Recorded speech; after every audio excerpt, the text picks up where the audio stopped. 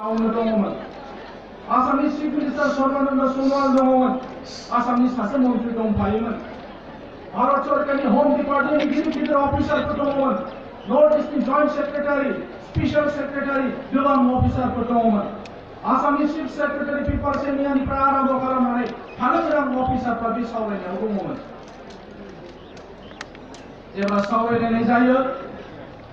फारि फारि बुंदों जोंनि दैदेनगिरिफ्रा गिबियाव जोंनि एबसुनि आफादगिरिया मेम'रेन्डामखौ होनानै बुंदों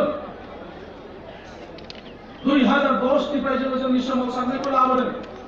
जेराव भारत सरकारा तेलेंगानानि जेंनाखौ सुस्रांनाय जासिगोन होननानै बुङो बेनिफ्राय जोंबो जोंनि दोनथ'नाय जि दाबि बेखौ जों खालामदों मानोना गले गले सावरायनाय समाव जोंखौ बाध्य सुक्ति खालामहोबाय भारत सरकारा खुनु पलिसि लायाखै होननानै नाथाय जेब्ला भारत सरकारा थोंजोङै तेलेंगानानि जेंनाखौ सुस्रांनानै होनाय जासिगोन होनब्ला जों फिन जोंबो बर'फ्रा जोंनि सोमावसारनायखौ जों खालामदों 2014नि एमपि इलेक्सनाव नोंथांमोन खावलायनाय बायदि आसामाव जों बिजेपिखौ सापर्ट खालामदोंमोन एमपि इलेक्सनाव आरो जोंनि सापर्ट बायदियै गासै साबा बिजेपिया गोरलैयैनो एमपिखौ दैथायहरनो हादोंमोन सावरायनायाव ओरैनो सावरायनाय जायाखै बे सावरायनायखौ नोंथांमोना बै समनि इलेक्शन बिसायख'थि इस्ताहार निर्बाचनी इस्ताहार इलेक्शन मेनिफेस्ट'आव नोंथांमोना फोसावदोंमोन जे जुदि बिजेपि लिड एनडिए जुदि सरकार फैयोब्ला गोलाव सम बर'नि जे जेंना बे जेंनाखौ सुस्रांनानै होनाय जागोन होननानै नोंथांमोना बुंदोंमोन आरो बे समाव नोंथाङानो बिजेपिनि प्रेसिडेन्ट होननानै गोलावै जोंनि एबसुनि आफादगिरि प्रमद बर'आ बुंदोंमोन प्रमद बर' जोबखांनायनि उनाव एनडिएनि गाहाय नेहाथारि गोविन्द बसुमतारी बिथाङा बुंदों भारत सरकारनि खावलायनाय बायदि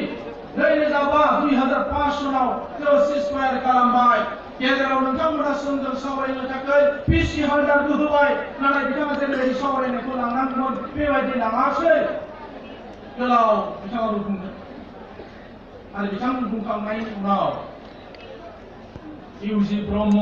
बिथाङा सिगांनि एक्सपिरियेन्सखौ रायखांनानै बिथाङा बुंदों थांनाय एनडिए सरकारनि समाव बोरै बिटिसि सुक्ति जाखो नोंथांमोनखौ जों मा मदद खालामबोखो थांनाय 2014 मायथाइनि इलेक्सनाव जों नोंथांमोनखौ मा हेल्प खालामदों गोबां बाथ्राखौ इउजि ब्रह्मआबो बुंदों सानसुमा खुंगुर बैसुमतारी बिथांखौ जों लांफादोंमोन बिथाङाबो बुंदों एनडिएनि सरकारनि अलखद समाव जेब्ला नोंथांमोननि सरकारा बायहां बायहां जायो अब्ला आं नोंथांमोननि सरकारखौ बासायदों नोंथांमोना गोसोआव दंना गैया गोबां रोखोमनि बाथ्राफोरखौ बुंनाय जादों ओंखायनो दानि दैदेनगिरिफोर सिगांनि गासैबो दैदेनगिरिफोरखौ मिलायनानै जोङो गासै 17 जन बे सावरायनायाव जों थांदोंमोन जेब्ला बे सावरायनाया जोबो अब्ला जोंनिफ्राय सोंनाय जादों जोंनि एबसुनि आफादगिरिया राजनाथ सिंहखौ बुंदों सार नोंथाङा एबार बुंदों अब्ला बिथाङा बुंदोंमोन नोंथांमोनजों सावरायनायखौ कन्टिनिउ खालामनाय जागोन अब्ला फिन जोंनिफ्राय सोंफिनबावनाय जादों मा जों राजा लामा होबथानो फैफिननांगोन नामा सार मा जों रेल लामा होबथानो फैफिननांगोन नामा सार मानोना थांनाय समफ्राव बेबायदिनो जाबाय जों जेब्ला बन्द खालामो सरकारा सावरायनायनि बाथ्रा बुङो नाथाय सिरि थाफिनो जेब्ला जों आन्दोलन खालामो अब्ला सरकारा सावरायनायनि बाथ्रा बुङो एबारबो बिदि जागोन नामा नाङा नङा एबार बिदि जानाय नङा नोंसोरजों सावरायनायखौ जों कन्टिनिउ खालामगोन होननानै राजनाथ सिंहआ बुंनाय लेखायै जोंबो मोनसे फोथायनायखौ लानानै फैदोंमोन नगर मन्त्रि होम मिनिस्टारानो बुंबायब्ला दिनै नङा गाबोन हयथ' सावरायलायनाया जासिगोन जोंबो बेबायदि सानदोंमोन नाथाय जों नुबाय एप्रिलनि उनाव भारत सरकारा बेबायदि सावरायनायनि बेबस्था लायाखै एबसुजोंबो सावरायनायनि थाखाय थांखि लायाखै एनडिए प्रग्रेसिभजोंबो सावरायनायनि थांखि लायाखै जोंनि सोमावसारनाय गुबुन गुबुन आफादजोंबो लिंहरनानै बेबायदि सावरायनायनि बेबस्था लायाखै जायनि थाखाय जों गुबुन गुबुन समाव जों गुबुन गुबुन जोङो हाबाफारिजों लानो गोनां जादों नोंथांमोना मिथिगौ जों थांनाय गोलावथार समनिफ्रायनो जों बायदिसिना जों हाबाफारिजों खालामनो गोनां जादों 13 एप्रिल थगायनाय सान होननानै जों फोसावनो गोनां जादों 26 आव रायलायबाय बिनि उनाव लिंहरनानै बिनि उनाव जों 12 मेआव मास रायलायनाय प्रग्राम खालामदों जेरावबो जों हस्पिटालावनानै मोनसे हाबाफारि लादों सरकारा थाबैनो लिंहरनांगौ सावरायनो थाखाय बर'लेण्डनि जेंनाखौ सुस्रांनांगौ होननानै जोङो 12 मेआव जोङो लादों बिनि उनाव 15 जुलाइआव जोङो आबादारिफोरनि धरना गुवाहाटीनि दिब्रुगड़आव आबादारिफोरनि धरना जादों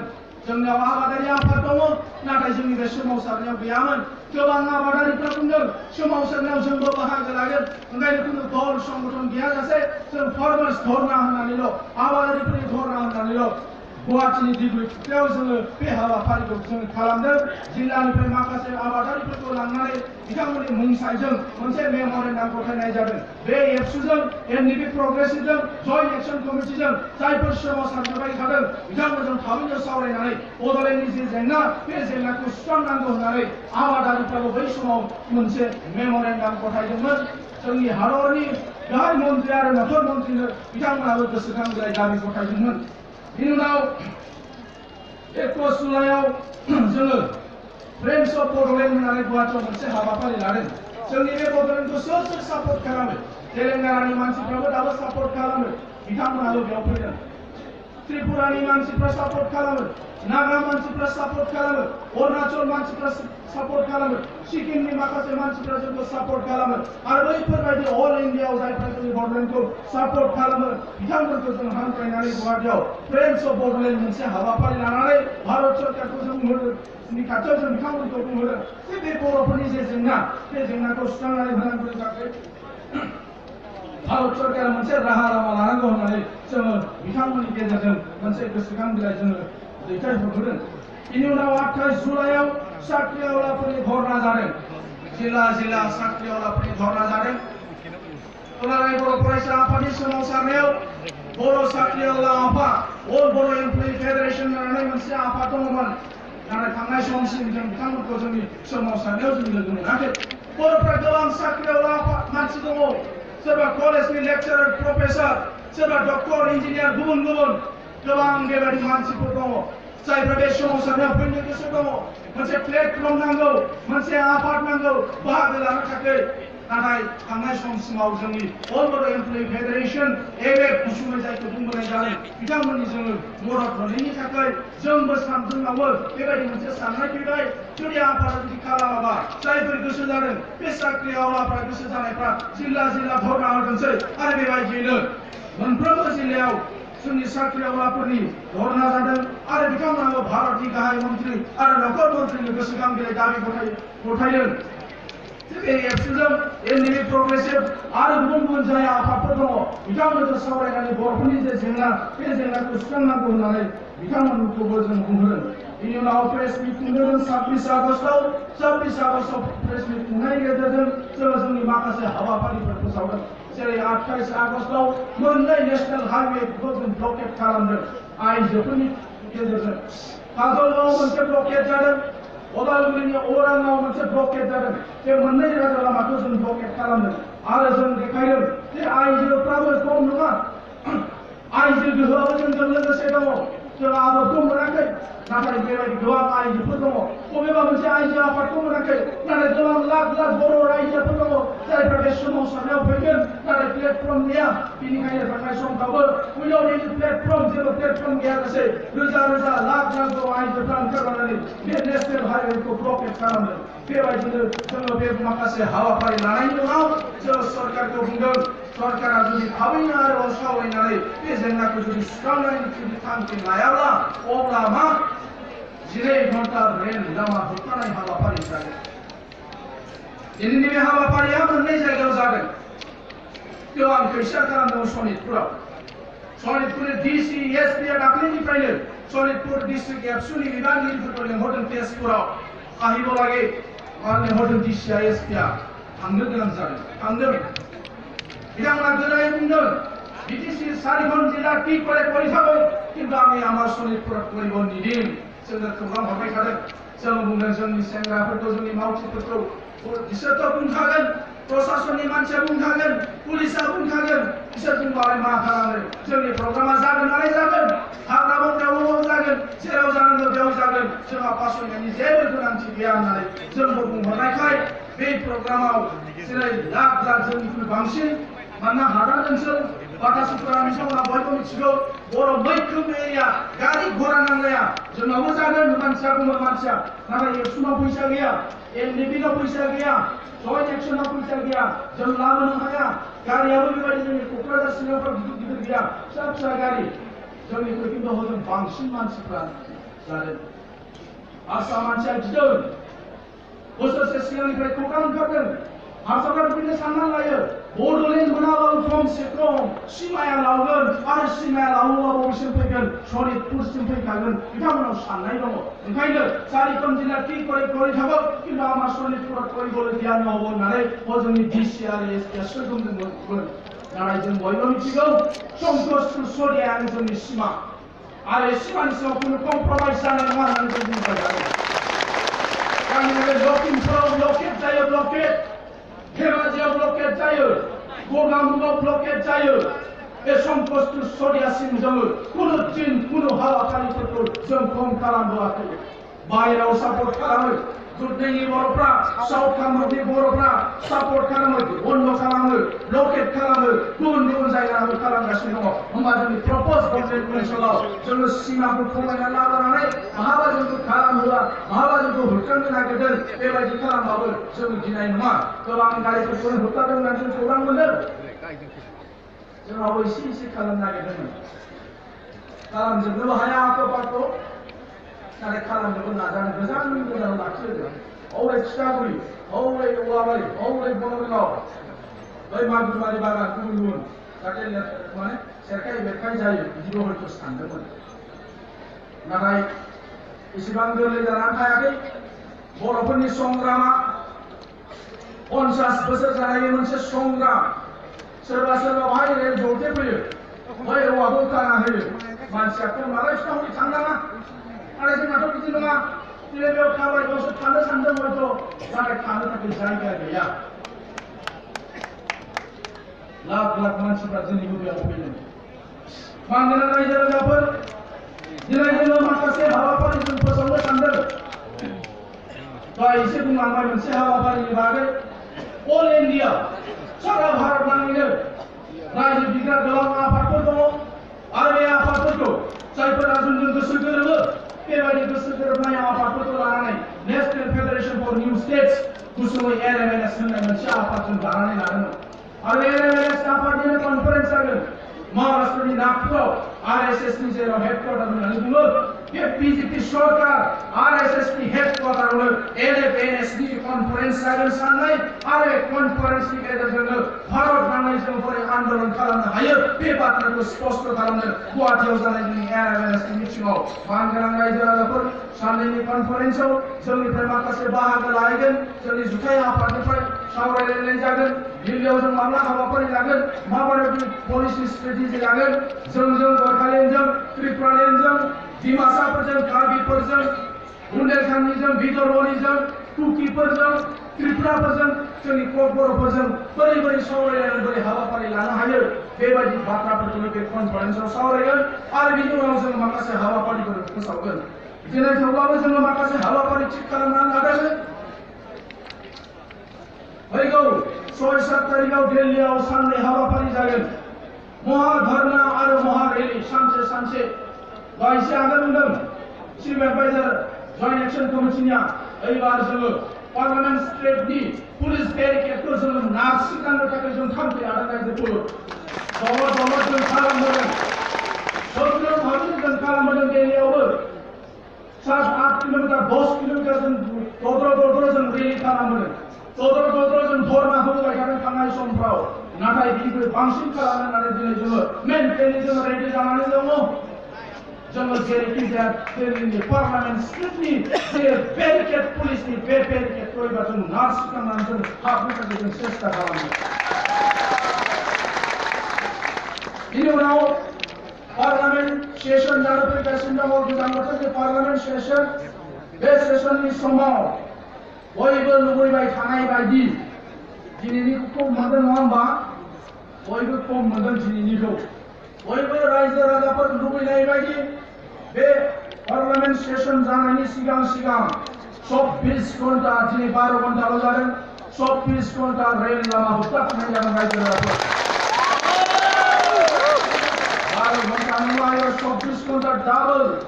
बेनिफ्राय ट्रिपल बेबायदि जों बारायलांबाय थागोन नाथाय जोंनाव मोनसे खावलायखानाय थाखागोन जों जाहाथे सेरखाय बेरखाय जाया 24 घन्टाबा हरसे थानानै आरो फुङाव जोबहैयो नङा होमबा दा बे 24 घन्टानि थाखायबो जों थामथिम जाखागोन आरो बेनि उनाव जों इक'नमिक ब्लकेट खालामगोन इन्डिपेन्डेन्ट जों बुंदों संकस टु सदिया आरो बे बन्दआ माबायदि जागोन दिनै क'क्राझार गाबोन चिरां समफोर बरपेटा समफोर बाक्सा बिनि उनाव नलबारि बिनि उनाव कामरुप बिनि उनाव उदालगुरि बिनि उनाव सनितपुर बिनि उनाव लखिमपुर बिनि उनाव बिश्वनाथ बिनि उनाव धेमाजि बे प्रप'ज बड'लेण्ड ओनसोलाव इन्डिपेन्डेन्ट इक'नमिक ब्लकेट जागोन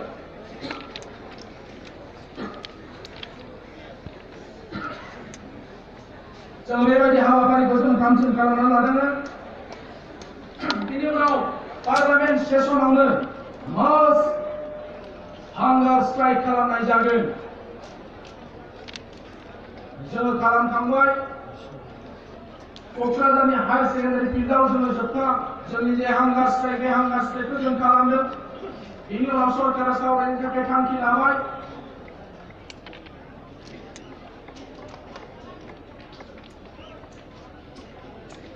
बिनि उनाव सावरायनायबो जादोंमोन नाथाय सावरायनाया जेरैबायदि फिथाइ थायनांगौमोन बेबायदि फिथाइ थायाखै जोंबो सरकारखौ बुंदों सावरायनायनि बे नामाव सावरायनाय नङा बेनिखायनो 26 एप्रिलनि सावरायनायाव भारत सरकारखौ जों बुंदों जोंनि जे सावरायनाय बे सावरायनाया पलिटिकेल लेभेलाव जाबाय थानांगोन राजखान्थि थोरफोआवसो जाबाय थानांगोन सोरबा अफिसार लेंहरलायबाय सावरायलायबाय जों आरो दा बेबायदियाव गैया बे एक्सपिरियेन्सखौ लानानै इउजि ब्रह्म आरो एस.के. बसुमतारी बिथांमोना बुंदों थांनाय समनि जिफोर सावरायलायनाय बे सावरायनाया मोनफ्रोमबो जि सावरायनाय बे सावरायनायाव सासे नङा सासे भारत सरकारनि जानानै मन्त्रि केबिनेट पर्यायनि मन्त्रिया बे सावरायनायखौ दैदेनदोंमोन थिग बेबायदिनो एबारनि जोंनि जे सावरायनो गोनां बे सावरायनो गोनांखौबो पलिटिकेल लेभेलाव खालामबाय थानांगोन आरो राजखान्थिनि सोलाबाबो सासे नङा सासे केबिनेट पर्यायनि मन्त्रिया बे सावरायनायखौ दैदेननांगोन होननानै जोंनिफ्राय जोङो दाबि खालामबोबाय थादों बेनिखायनो मानगोनां रायजो राजाफोर ओरैनो सावरायनो लेंहरबानो जों सावरायनो थांनाय नङा सावरायनायनि जेंनाखौ सुस्रांनो थाखाय जुदि थांखि लायोबासो अब्लासो जों बे सावरायनायखौ जोङो खालामगोन जियानो जाया मानो हाबाफारिनि सोमोन्दै आं बे बाथ्राखौ बुंबाय माखासे बाथ्रा निश्चय बुंबावनांसिगोन जोङो बे सावरायनायखौ बर'फोरनि गासै दल आरो संगठनफोरखौ लानानै सोमावसारनायखौ खालामनो थाखाय जोङो नाजाबोबाय थादों दिनैनि तारिखआव बे सोमावसारनायखौ दैदेननांगौआ खुब गोब्राब मानगोनां रायजो राजाफोर सहज नङा सोरबा साननाय बायदि आगोलनि समाव हयथ' एसे बे सोमावसारनायखौ लांनो थाखाय हयथ' एसे गोरलैमोन जानो हागौ मोनसेल' आफाद दंमोन पिटिसिआ हेंथा होबोबाय थादोंमोन बाखि खिन्थु बर'फोरनि आफादफोरनि गेजेराव दला दलि बेबायदि सानलायनाय होबथालायनाय बै समाव गैयामोन नाथाय दिनै जों नुदों दिनै बांसिन क्रिटिकेलनिफ्राय क्रिटिकेल जाबोगासिनो दङ जायनि थाखाय जोङो 1 बोसोर सिगां बर' साहित्य सभाखौ जोङो प्रस्ताब होदोंमोन नोंथांमोना बर' कनभेनसन लिरनांगौ आरो बे कनभेनसनाव बर'फोरनि जेसेबां आफादफोर दङ बे आफादफोरखौ लेंहर बर'फोरनि जेंनानि सायाव सावरायनांगौ सिगांनि जे मावफुं आफाद बिथांमोना गावसोरनि मावफुं आफादनि समफारि बायदियै जोंनि प्रस्ताबखौ लानानै बेबायदि खुङाखै गोदान आफादनो गथायदों गोदान आफादा बेबायदिनो उदालगुरियाव खुंदों जोंखौबो लाफादेरनानै खुंदों बर'फोरनि जेसेबां दल आरो संगठन दङ बयखौबो लिंहरनाय जादों मा आयदाखौ लानानै सावरायगोन मोनथाम आयदाखौ लानानै थि खालामनाय जादोंमोन सावरायनायाव 1 नाम्बार जोंहा सोलोंथाइनि जेंना दं गोबां जेंना गोरलै जेंना नङा रायजोफोर जेखौ लानानै गोलाव सम बर' साहित्य सभाया आन्दोलन खालामबोबाय थादों जेखौ लानानै एबसुआ गोलाव सम आन्दोलन खालामबाय थादों जोंनि जेंनाफ्रा सुस्रांजायाखै जोंनि बर' मिडियामनि जेंना सुस्रांनांगौनि थाखाय जों बुंदोंमोन जोंनो आलादा सेपारेट डाइरेक्टरेट नांगौ जायहा जोंनि जेंनाखौ सुस्रांनानै लागोन बर' मिडियामनि बिजाबा थिग समाव मोना मास्टार एपइन्टमेन्ट गैया सिंगेल टिचार हिसाब गैयै स्कुल दङ फोरोंगिरि गैयै मास्टार दङ जोंनि क'क्राझारावनो दतमा ब्लकनि सिङाव बेबायदि उदाहरन गोबां दङ मोनसे NGO LWS Lutheran World Service मोनसे NGOआसो दतमा ब्लकनि गंबा स्कुलाव फोरोंगिरिफोर थिसननानै गभर्नमेन्ट सरकारि स्कुलखौ सालायनो गोनां जादोंमोन। बेबायदिनो बाक्सायाव गोबां जिर' टिचार मास्टार गैयै स्कुलफोर दङ। गामिनि मानसिफ्रासो फैसा खांनानै बे स्कुलखौ सालायदों। सरकारि स्कुल भेन्सार स्कुल नङा रायजो राजाफोर। बेबायदि गोबां जेंना दङ। बिनि सायाव सावरायनानै जों बोरै खौसेयै खामानि मावलांनो बेखौ सावरायनाय जादोंमोन। जेरै दायो गोबां बेबायदि स्कुल दङ। थांनाय बाराव असमिया मिडियामनि बांला मिडियामनि मास्टारफोरखौ बर' मिडियामाव एपइन्टमेन्ट हरदों। जेब्ला बेखौ लानानै जों हुलस्थुल खालामो आसामनि सोलोंथाइ मन्त्रि डक्टर हिमन्त बिश्व शर्माया आसाम एसेम्बलियाव मोनसे बाथ्रा बुंदों। 45 दिনৰ ভিতৰত সকলো ঠিক-ঠাক কৰি দিম। जों मानियाखै। नोंथाङा बे 45 दिनाव ঠিক-ঠাक खालामनो हाया। मानोना जोंहा उदाहरन दङ। कंग्रेसनि सिङावबो नोंथाङा सोलोंथाइ मन्त्रिमोन 2008 सनावनिफ्रायनो जोंहा बेबायदि उदाहरन दं। 2008 सनाव बर' मिडियामाव हारसा मास्टार हरनायखौनो दाबो बे सोलाय-सोल' खालामाखै। 2017 थांनाय बोसोराव गोबां स्कुलाव खालामदों। बेखौनो जुदि थिग खालामोब्ला दाख्लैसो एपइन्टमेन्ट हरनायखौ नोंथाङा 45 साननि गेजेराव माबोरै सोलाय-सोल' खालामगोन जों बिश्वास खालामाखै। ओंखायनो जों मानियाखै। जेराव जइन जानो थांदोंमोन जों होबथादों। एबसुनि मानसिफ्रा जइन खालामहोआखै। जोंनाव मानोना बेबायदि गोथां बिदिन्थि गोबां दङ। बेफोरबायदि गोबां जेंनाखौ लानानै सावरायनायनि मोनसे एजेन्डा लादोंमोन। नैथियाव समाजारि जेंना। दहाय माखासे बिबुंथिगिरिफ्रा बुंदों जोंनि समाजाव गोबां रोखोमनि जेंना ओंखारबाय। कन्ट्रल खालामनो हाया। बुंजायोबो बुंजायाबो गोबां मोजां गाज्रि बेबायदि जाथायफ्रा समाजाव जागासिनो दं।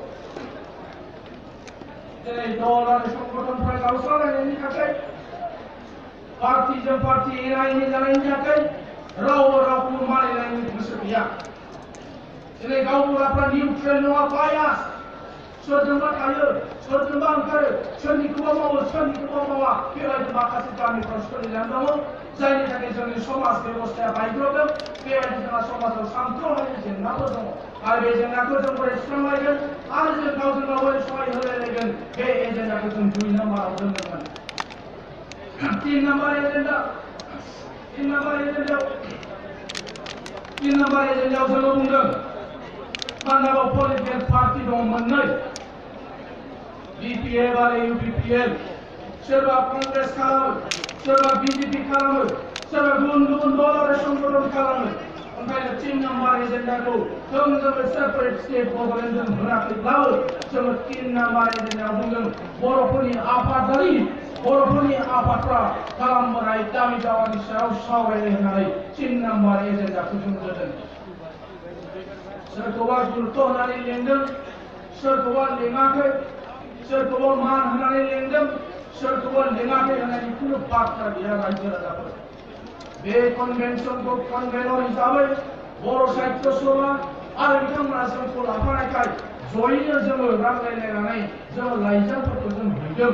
सोर सोरखौ होहैगोन, सोर सोरखौ होहैगोन। मानोना बर' साहित्य सभानि गोबां बिबानगिरिफ्रानो मास्टार, कलेजनि प्रफेसर बायदि बायदि गावसिनि सम बायदि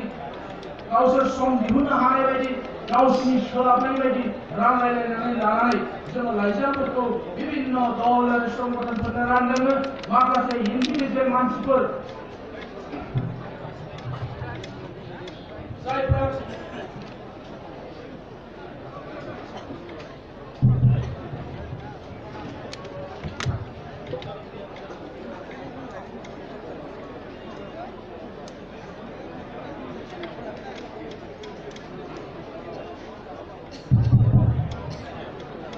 बेबायदिनो जोङो बर'नि जेसेबां दल आरो संगठनफोर दङ बयखौबो जों लिंदों।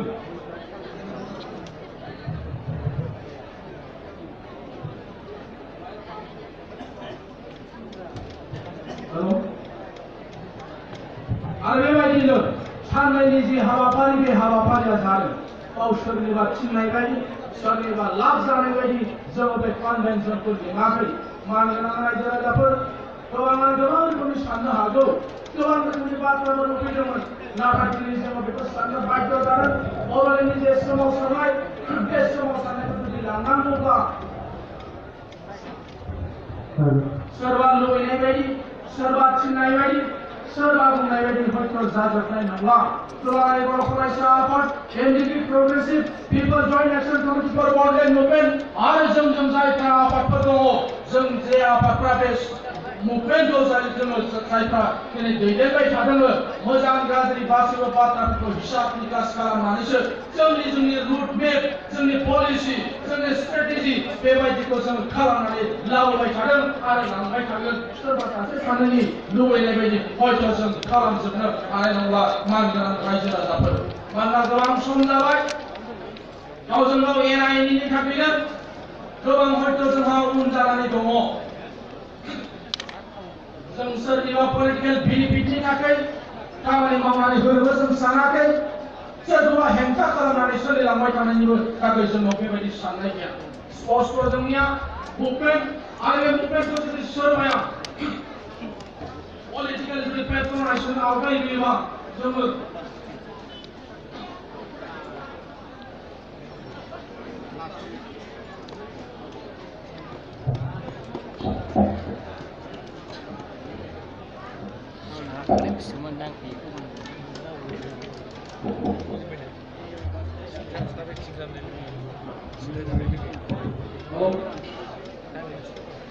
जों बेबायदिनो जोंनि जे सोमावसारनाय बे सोमावसारनायनि हाबाफारिखौ जों खालामनो गोनां जादों मानगोनां रायजो राजाफोर दिनै जों गुबुनखौबो नायनो गोनां जादों तेलेंगानानि बाथ्राखौ जों बुंबाय थादों तेलेंगानायावबो मोनसेल' पार्टी नङा जायफ्रा खबर लादों खौरां लादों नोंथांमोना मिथिगोन कांग्रेसआ बुंदों जोंनो तेलेंगाना नांगौ बिजेपिआ बुंदों तेलेंगाना जानांगौ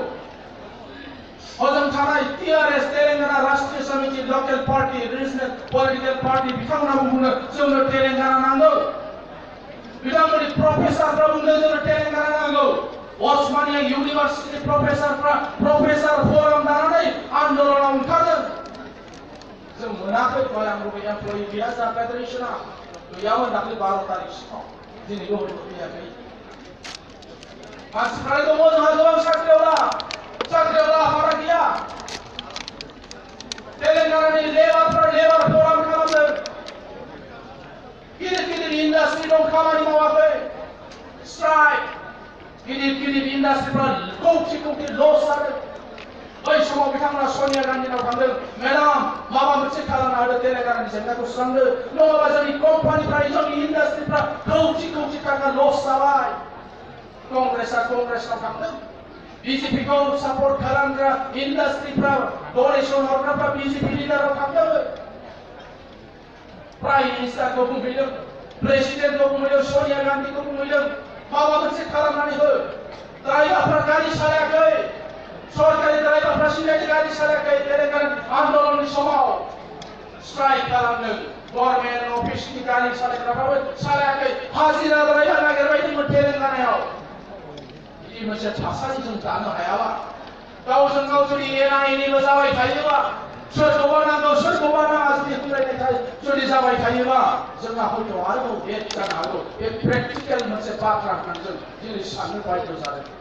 मानगोनां रायजो राजाफोर जों सोरखौबा दुखु होनो सानाखै जि जालांबायखौनो जों एबसुवा जोंनि गोबां लोगोफोरबो थैलांबाय जोंबो मोनसे समाव हुलसु जाबाय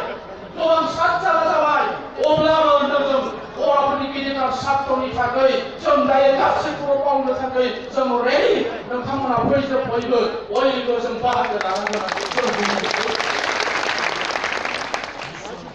खोथाखौ जायोबा जानाय नङा बैनि दाय उमुखनि दाय बैनि दाय होनलायनायनि सम नङा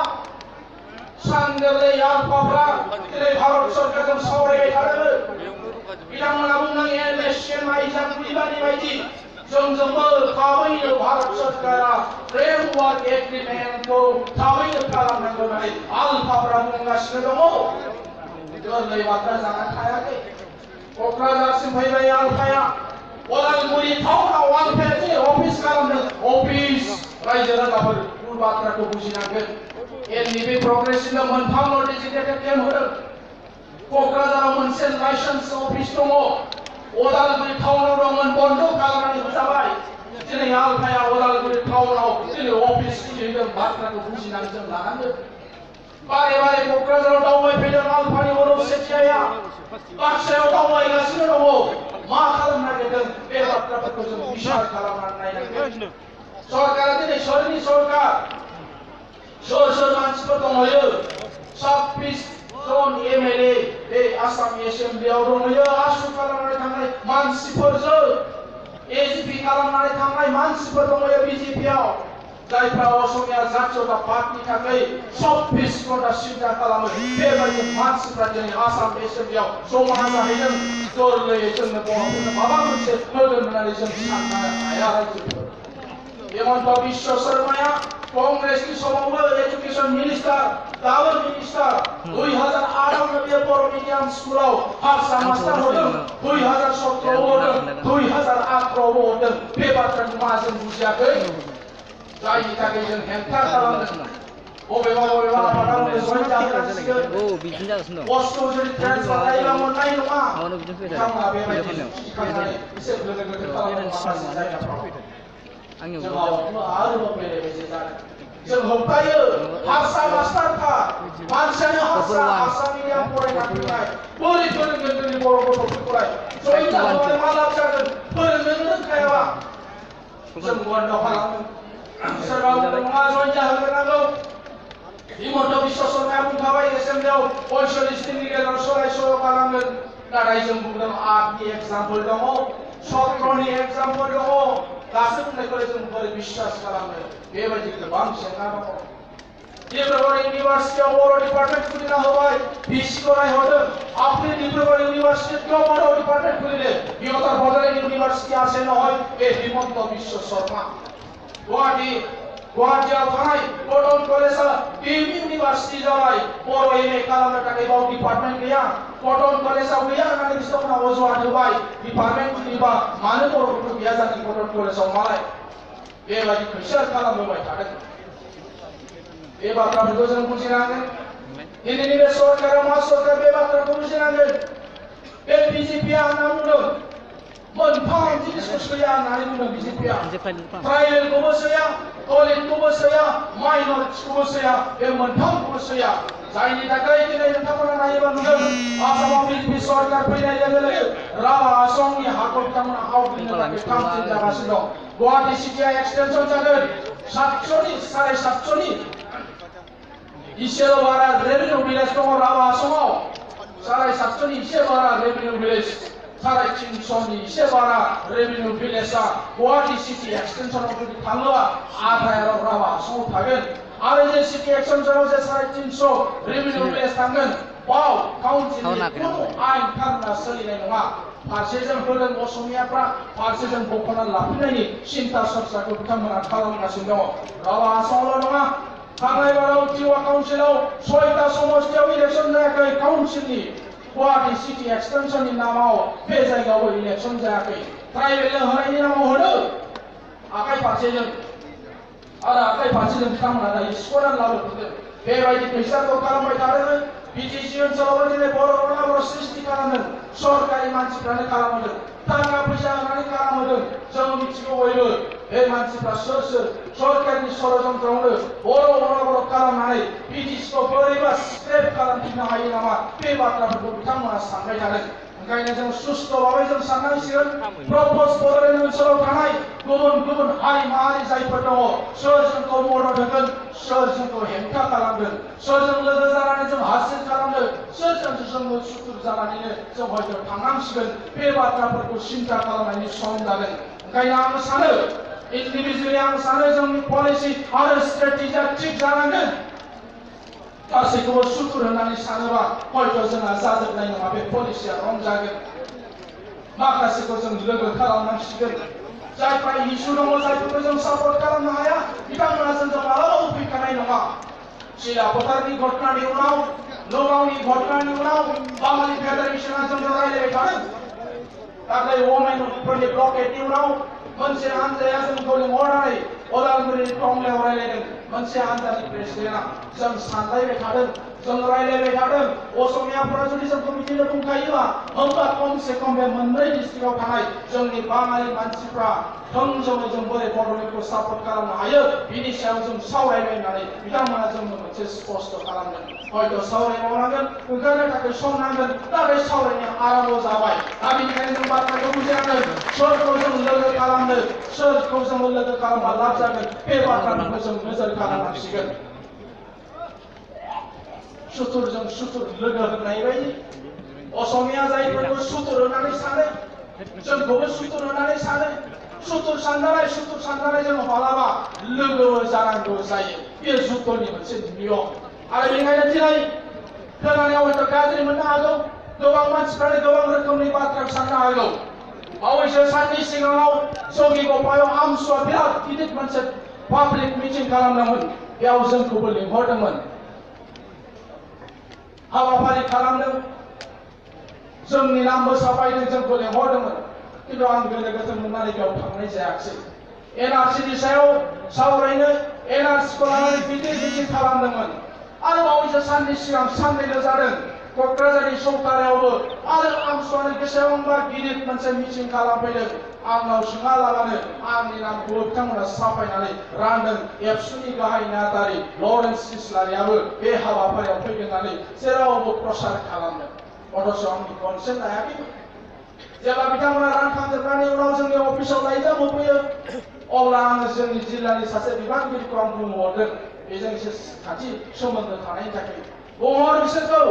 जुदि गमामायैनो जुदि नोंथांमोना बड'लेण्डखौ जुदि सापर्ट खालामोबा नोंथांमोननि एनआरसिखौबो जों नायफाना होगोन जायफ्रा अवैध बिसोर खारनांगोन जायफ्रा अवैध नङा बिसोरो थानो मोननांगोन बेयाव जों सापर्ट खालामगोन जुदि आमसुआ बड'लेण्डखौ जुदि सापर्ट खालामोबा होननानै जों मोनसे प्रस्ताब हरदों रायजोफोर सुथुरजों सुथुर लोगो जानांगौ एनिमिस इज एनिमि फ्रेन्ड होननाय बायदि सुथुरनि बे नियम बांगालफोरखौ हारसाया सुथुर सानो जोंखौबो सुथुर सानो आरो सुथुरजों सुथुर लोगो जानांगौ दावहानि बे मोनसे नियम ओंखायनो प्रप'ज बड'लेण्ड ओनसोलाव थानाय जोंनि गुबुन गुबुन हारि माहारिफोरनि बेलायाव जोंहा दिनै मोनसे सानफिननांगौ मोनसे गोदान मोनसे सम जादों सोर जोंखौ लोगो जागोन सोर जोंखौ सुथुर खालामगोन सोरनि इसुखौ जों सापर्ट खालामनो हायो सोरनि इसुखौ जों सापर्ट खालामनो हाया बे बाथ्राफोरखौ जों सिन्था खालामनांगोन बाङालिफ्रा इसु गैया डेभेलपमेन्ट नांगौ बिसोरनो रैखाथि नांगौ बिसोरनो बर' ओनसोलफ्राव बिजनेस फालांगि खालामो जाहाथे दावराव जायाबानो जायो जों सोरजों दं खालामनो हाया होमबा बिदिखौलाय जोंहाथ' फायखारिबो ओंखारथ'वाखै उमुकबो ओंखाराखै तुमुकबो ओंखाराखै ठीक आसे भाई मोजाङै बिजनेस खालामनानै जाबाय बाराल'सो थगायनो नाङा नङा होमबा दामखौल'सो बारा लानो नाङा जों बिसोरजों लोगो जानो हायो बिस्रा इसु गैया लेन्ड गैयाखै काउन्सिल गैयाखै एसटि गैयाखै सापर्ट खालामनो गोनां जोंहा जेबो गैया सोरबायदिजों जों लोगो जाजायो मुस्लिमफोर दिनै एसटि गैयाखै दिनै रायजो गैयाखै उमुक गैयाखै तुमुक गैयाखै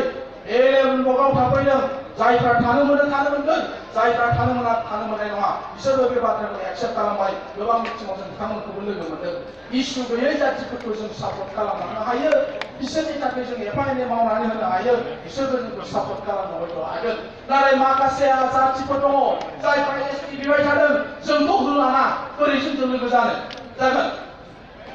सोरजों लोगो जानाय नङा जोंबो बिसोरनि एसटिखौ सापर्ट खालामाबा आदिबासि भाइफ्रा जोंजों मानो लोगो जानो नियमानो नङा जों बादा होग्राबा बिसोरजों लोगो जानाय नङा राजबंशिफ्रा जोंजों मानो लोगो जानो जों एसटिखौ होबथायोबा जों जाहोआबा बिसोरो जोंजों मानो लोगो जानो जागोनसै जानाय नङा माखासे हारि दंखायो जायफोरखौ जों सापर्टबो खालामनो हाया बेबायदिया जोंखौ सापर्ट खालामनाय नङा जाय हारिफोरा खुनु इसु गैया बिसोरो खिन्थु बाहाय थानो लुबैयो बिजनेस खालामनो लुबैयो फालांगि बायदिसिना खालामनो लुबैयो बिसोरखौ लानानै जों बे संग्रामखौ लांनो हायो नामा बेबायदि बाथ्राफोरखौ जोंनि प्लेटफर्माव जों सानदों मान गोनां रायजो राजाफोर बुजिनांगोन बाङालि जानानैसो खोथा बुंदों उमुक बुंदों तुमुक बुंदों न' जोङो जोंनि पलिसि स्ट्रेटेजिफोरखौ बोरै हायो जों खालामलांनांगोन असमिया मानसिफ्रा खुनु दिन बड'लेण्ड जाहोनायाव गैया गोदो एजिपिया जाहोआखै कंग्रेसआ जाहोलाङाखै एजिपियाथ' आरोबाव बारानिख्रुइ बारासिन खालामगासिनो दङ खोनासंनो गोसो गैया जायनि थाखाय दिनै आसामाव हुलुस्थुल असमिया गिदिर गिदिर पण्डित दङ बिसिनि नामाव कलेज जानाय नङा दीन दयालनि नामाव कलेज जागोन हुलुस्थुल जानानै दङ जोंना आरोबाव बावनो बरायलायबाय माखासे पण्डितफ्रा जाजायैनो दीन दयालनि नामावबो कलेज जेराव जों जातीय संगठनफ्रा अप'ज खालामदों कलेज नांगौ जोंनो मडेल कलेज एन्सारखौ कलेज दङ बेखौ सरकारि खालामना हो सोरबा दीन दयालनि नामाव नाङा गंनै गंथाम मोनोबा सोरनि नामाव जानांगौ? बड'फा उपेन्द्रनाथ ब्रह्मनि नामाव जानांगौ। क'क्राझारनि रुपनाथ ब्रह्म जाया गोबां खामानि मावलांबाय बर'फोरनि थाखाय जानांगौ। उमुगनि नामाव जानांगौ। बेबायदि जोङो प्रप'जाल जों होदों, जों दाबि खालामदों। जों पिटिसि ओनसोलाव गुबुननि नामजों जों मानिया। बेबायदि बाथ्राफोरखौ जोङो नोजोर होनांगोन। मानगोनां रायजो राजाफोर सम आरो खाबुजों गोरोबनाय बेबायदि पलिसि स्ट्रेटेजिखौ बानायनांगोन। दिनैनो जों बुंखानो हानाय नङा जोंनि आन्दलना बोरै बोरै थांगोन, मा खालामगोन, बेबायदि बाथ्राफोरखौ खनसेयैनो बुंखाजानाय जाया। नायै जों लांबाय थानांगोन। पलिसि आरो स्ट्रेटेजिखौ जों गोरोबहोनांगोन। बेबायदिसो जोंनि आन्दलननि जे हाबाफारिफोर बेखौ लांनाय जायो। बयखौबो जों बोरै खौसे खालामनो हायो बेखौबो जों सिन्था खालामदों। दासान्दि बुंनाय गैया, होबथानायजों खोनायाखै। आगोल जों खोनायोमोन बिपिएफआ थांनो होआखै, रायजोखौ बादा होदों होननाय आगोलनि आन्दलनफ्राव खोनायोमोन, नङा होमबा? दाख्लै खिन्थु अदालगुरियाव जाखांनायनि उनाव जों खोनायाखै। मोजां लक्षण, फैलायाबाबो दिनै बाव फैयाखै, लेक्सार होफैयाखै। नाथाय जुदि बै जायगायाव थांनानै रायजो राजाफोरखौ थांनांगौ आन्दलनाव होनोबा बेबो जोंनि थाखाय मोजां। थांनायाव बुंदों काउन्सिल सालायबाय,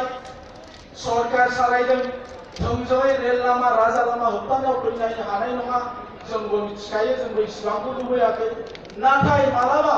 नांगौ जानाय समाव मोनसे पलिटिकेल पार्टी जानायखाय, स्टेटनियावबो बिसोर एलायन्सआव थानायखाय,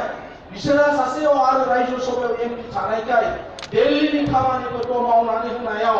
लबि खालामनायफ्राव जाहाथे बिपिएफ हान्जाया मदद होयो बेखौल'सो जों लुबैदों। बिसिनि फैसा लानानै जों आन्दलन खालामगोन बेखौबो जों लुबैखायाखै। बिसोरखौ बुंबासो जागोन बिदिबो नङा। नाथाय जों सानो जोंनि गेजेराव बोरै खौसे जानो हायो। मानोना दिनै बिपिएफजोंबो गोबां बर' रायजो राजाफोर दङ। जों 70 बा बिसोर 30 दङ, जों 60 बा बिसोरबो 40 दङ। खम नङा, बिपिएफनि गोबांबो सापर्टार बर' मानसिफोर दङ। गोबां जोंनि सिगांनि लिडारफोर दङ, गोबां मुभमेन्ट खालामनाय मानसिफोरबो दङ। जों लुबैदों जाय जेखि प्रफेसनावनो थाया मानो बे सोमावसारनायाव बयबो बाहागो लानांगौ। सोरबा फोरोंगिरि सिगांनि आन्दलननि सरपन्चआ जालांबाय, बड'लेण्ड मोनाबा जों जिराया होनग्रा बिसोरबो फैफिनजोबनांगौ, जों बेखौ लुबैदों। सोरबा आबादारि जानानै दङ, सोरबा फालांगि मावनानै दङ, सोरबा राजखान्थियाव हाबनानै दङ। जाय जेखि प्लेटफर्मावनो थाया मानो बड'लेण्डनि बेलायाव बयबो बाहागो लानांगौ, जों बेखौसो लुबैदों दुलाराय बर' फरायसा आफादा। आरो जों जिहेतु स्टेरिंखौ जों हमगोन, एबसुआ, एनडिपि प्रग्रेसिभआ, जयन्ट एक्सन कमिटिया, जोंजों थानाय आफादफ्रा बावहाय बायजानाय, फानजानाय, गिनांनाय हयथ' निश्चय थानाय नङा। जोंबो बेबायदि गाद्दार खालामनो थाखाय बेबायदि आवगायबोआखै। बोरै हायो बर'खौ खौसे खालामनानैसो जोंनि सोमावसारनायखौ लांनो थाखाय जों नाजाबाय थादों। मानगोनां रायजो राजाफोर, बे बाथ्राखौ नोंथांमोना फोसावहैगोन। गामियाव जायफ्रा दाबो एसे गोनो गोथो जानानै दङ, मोननैसो जायगायाव जों एसे खोनादों, बुंथ'ला नांगौ जायगाखौ, बिसोरखौ मोजाङै बुजायहैनांगौ। बिसोरो सानो एबसुनि मिथियाव जोंखौ रायो, जोंनि पार्टिखौ रायो बिदि सानो। दाबो बुंनांगौखाय माखासे बाथ्राफोरखौ सिगां बुंबोनाय जादों। रायनायनि बाथ्रा नङा, स्पष्ट होबोलायनाय जादों। दिनै हयथ' माखासे मानसिफ्रा सानो आइफोनाबो फैबाय जोंखौ रायो, मुख खालामो, जों बोरै थाङो, जोंहा बेबायदि उद्देश्य गैया। सोरखौबा रायोबानो जिहेतु नंखायाबा जोंहा बेबायदि नांला बंसा सोरखौबा रायनायनि जोंहा उद्देश्य गैया। जों लुबैदों दुलाराय बर' फरायसा आफादा खौसे जानानै जाहाथे जों सोमावसारनायखौ लांनो हायो। जोंनि जिथु गेपखौ जों जाहाथे खमायहोनो हायो। पार्टियाथ' बायलायखानाय नङा, रावबो सिगांबायलायनायबो नङा। बे बाथ्राफोरखौ जों बुजियो। नाथाय जाय जेखि पार्टियावनो थाया मानो बिथांमोना जाहाथे बड'लेण्डनि थाखाय खामानि मावना होयो, जों बेखौल'सो लुबैयो। जियानो जाया मानो दिनैनि बे समाव रायजो राजाफ्रा बाहाय बाहागो लानायनि थाखाय आङो एबसुनि जानानै, एनडिपि प्रग्रेसिभनि जानानै, people joint action committee for Bodoland मुभमेन्टनि जानानै बाहागो लाफैनाय गासैबो रायजो राजाफोरखौ, गुबुन गुबुन दल आरो संगठननि मानगोनां दैदेनगिरिफोरखौ आं बे समाव साबायखर बावबाय। उननि हाबाफारिफ्रावबो नोंथांमोनखौ लैहोर मोनगोन होननानै जों मिजिंथिदों। गोबां बाथ्राखौनो हजों एबसुनि आफादगिरि प्रमद बर', एलडिपि प्रग्रेसनि आफादगिरि आरो गाहाय नेहाथारि जयन्ट एक्सन कमिटिनि चिफ कनभेनर बिथांमोना मोनसे जायगायाव जिहेतु दङ हिसाबै गोबां बाथ्रानि बिसय दिनै बुंबाय, गोबां हाबाफारि बिथांमोना डिक्लेयार खालामबाय। बेखौ जोङो दा मोनानि टिभिआव नायोबा, गाबोन फुंनि पेपारफ्राव नायोबा जों आरोबाव स्पष्ट जानो हागोन, बेखौनो जोङो मिजिंथिदों। थांबायना अननानै बयबो दसथाखौ समा जोबखासिगोन। एलडिपि प्रग्रेसनिफ्राय सासे बुंबावगोन, अननानै दसथाखौ बेजोंनो जों फोजोबसिगोन। आब्रुथियै जोङो जोंनि मेलखौ फोजोबगोन। आं आंनि बिबुंथिखौ आं बेयावनो फोजोबबाय। बे समाव आं खावलायनो सानदों, भुपेन औवारी मेथाइ खनगोन। भुपेन औवारीया दोंसे मेथाइ खनगोन, बेनिफ्राय गसाइ